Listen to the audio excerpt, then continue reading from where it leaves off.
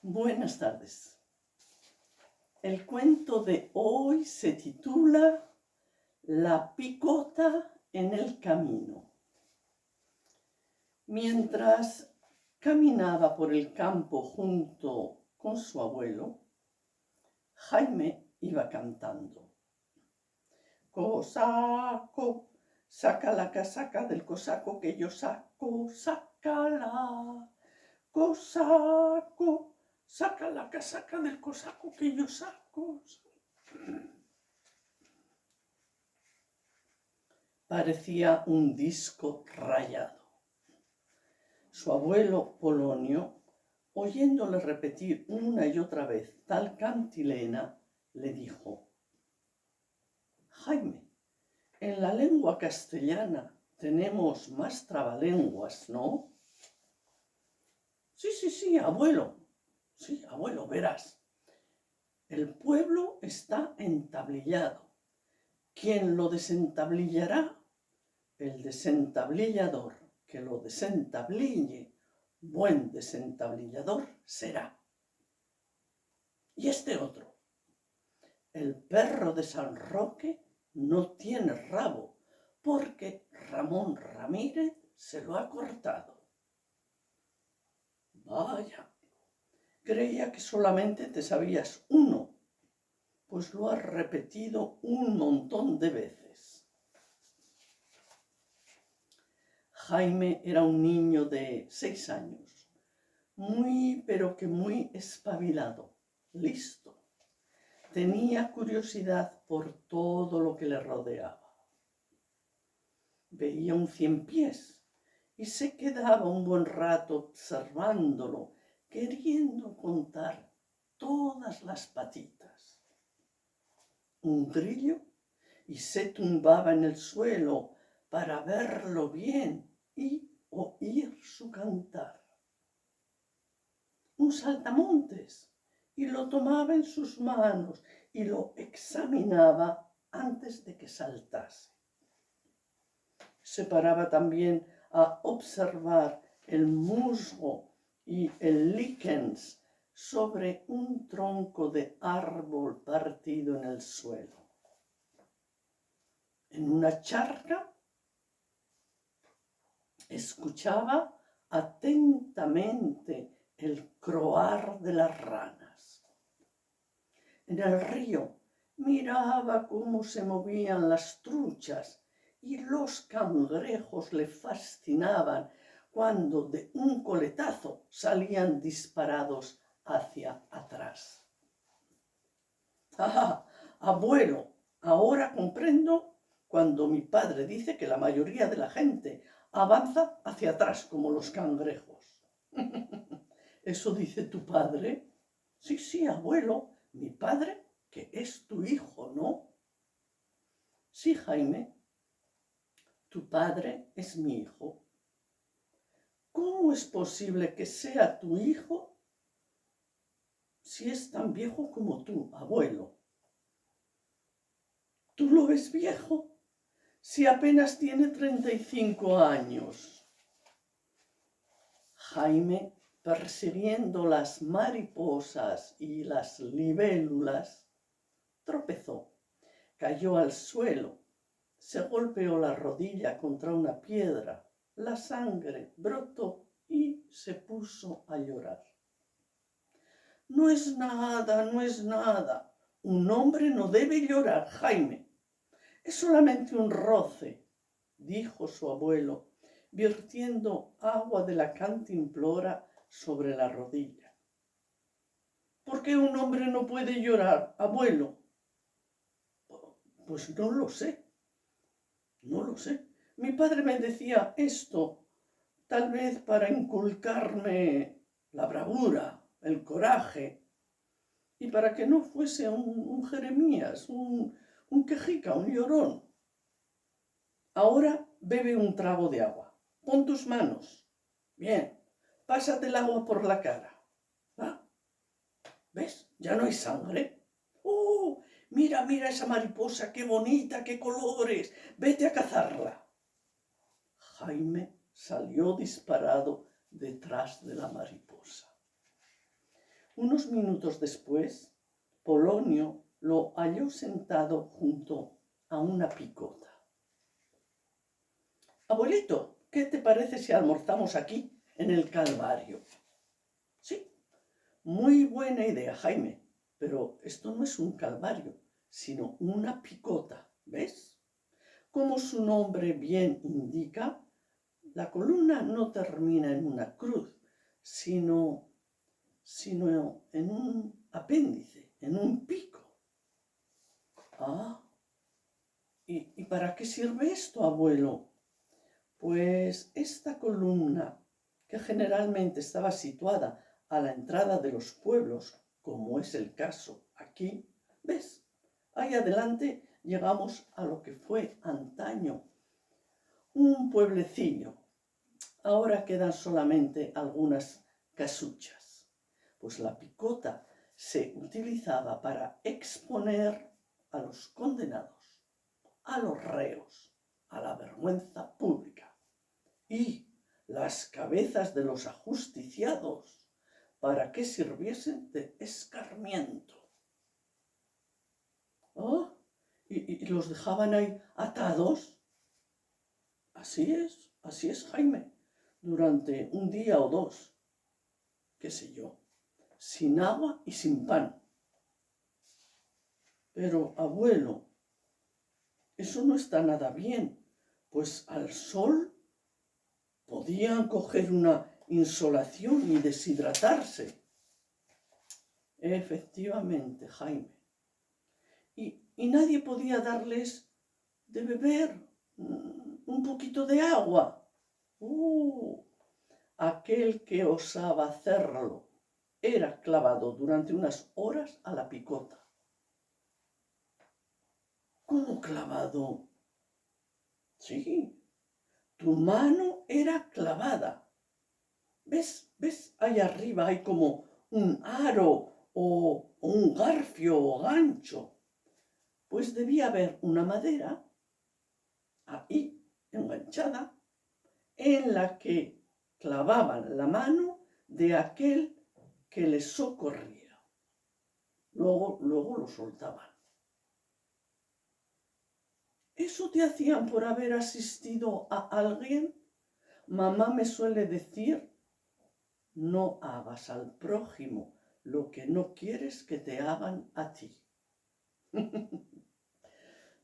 Jaime, los reos solían ser gentes malas, asesinos. Bueno, a saber, habría de todo. Cuentan que hubo en tiempos pasados una mujer que se apiadó de un bandido y le dio de beber. Ipso facto fue clavada en la picota. Dicen que no pronunció ni un solo gemido.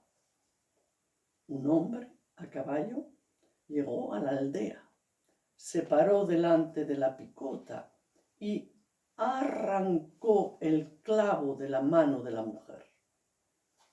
Esta le dijo, gracias, forastero, pero en cuanto usted salga del poblado, seré de nuevo clavada, y esta vez lo harán con la otra mano. En definitiva, tendré las dos manos estropeadas, mutiladas para siempre. Eso no sucederá, no lo harán, contestó el hombre. No lo consentiré. La ley debe cumplirse, pero no las costumbres bárbaras.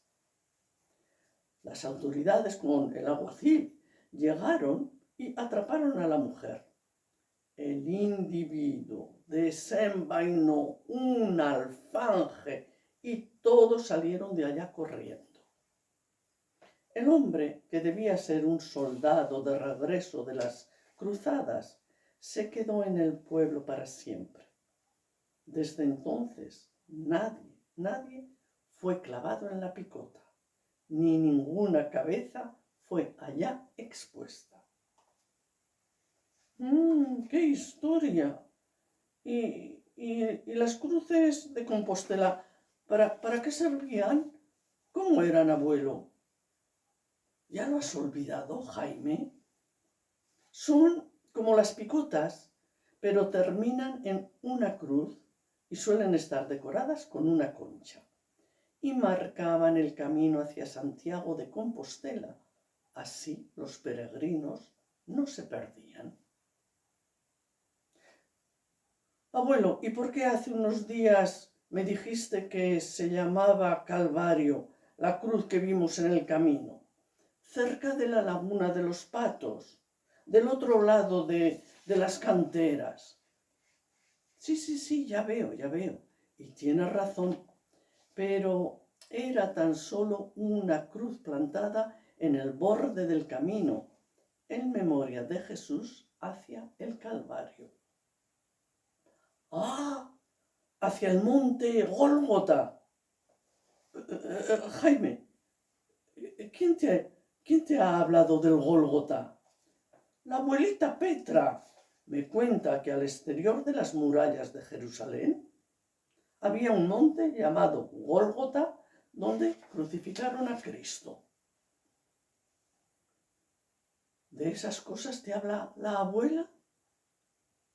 Yo creía que ella te contaba las hazañas de los caballeros andantes y de los conquistadores.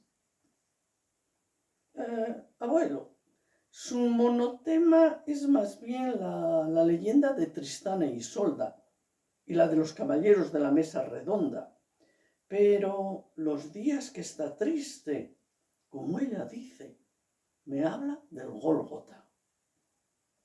Ah, ¿y por qué está triste?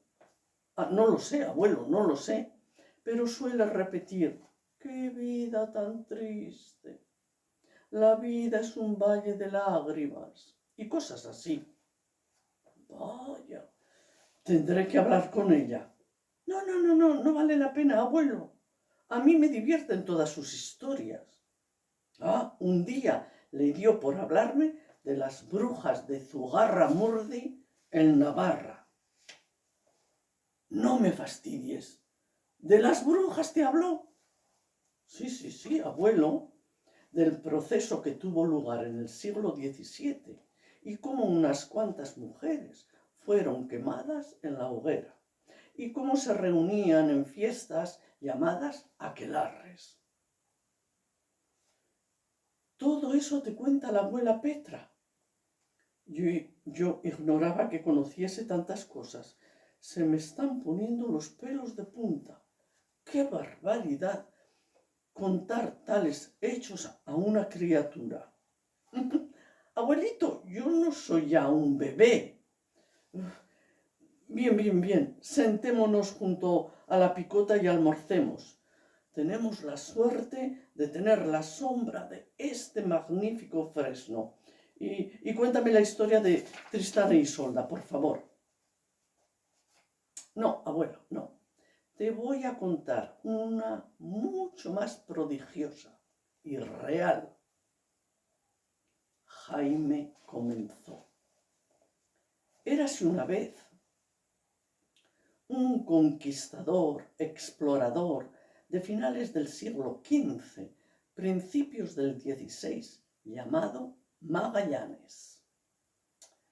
Durante una expedición por el continente americano, parte de sus hombres se rebelaron, se amotinaron contra él.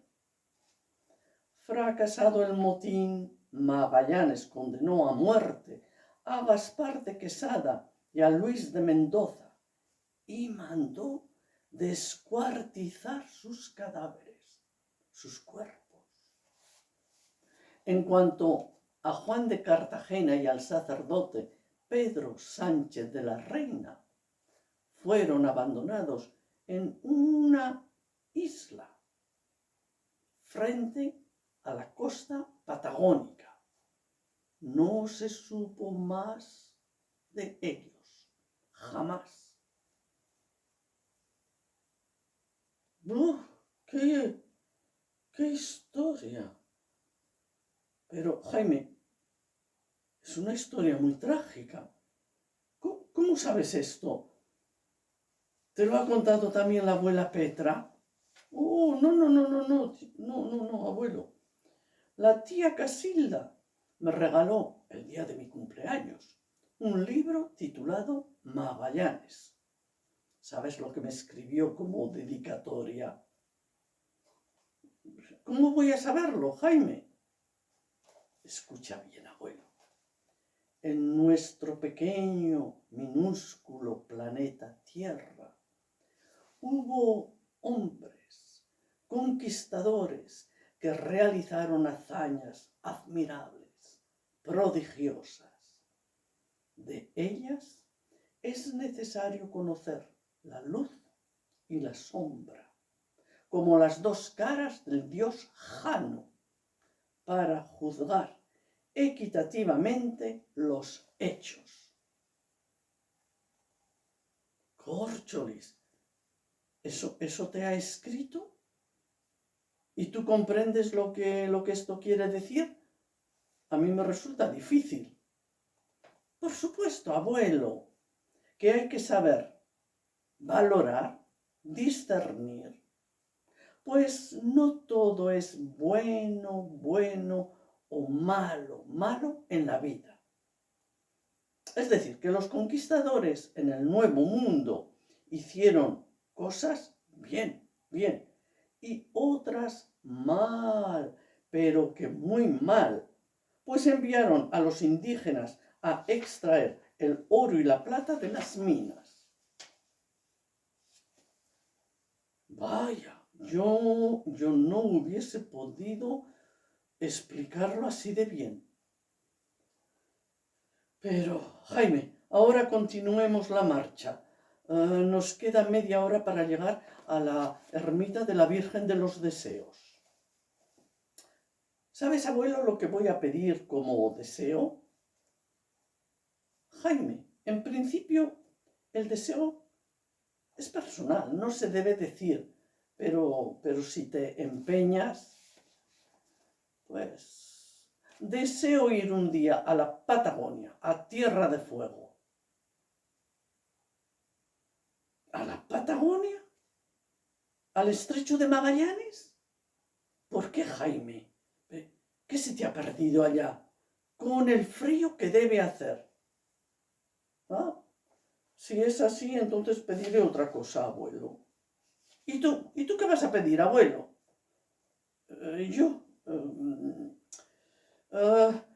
Que pueda venir aquí contigo muchas veces más, Jaime, y me puedas contar historias fascinantes como las de hoy. Historias fascinantes, abuelo. Mientras regresamos luego para casa, te explicaré por qué las estrellas en el cielo las vemos tan pequeñitas. ¿Las estrellas? Sí, abuelo, las estrellas. Polonio miró con cariño a su nieto y pensó: yo creo, Jaime, que tú vienes de una de ellas, la más lejana en los confines del universo. Punto final. Muchas gracias y hasta la próxima, si Dios quiere. Adiós.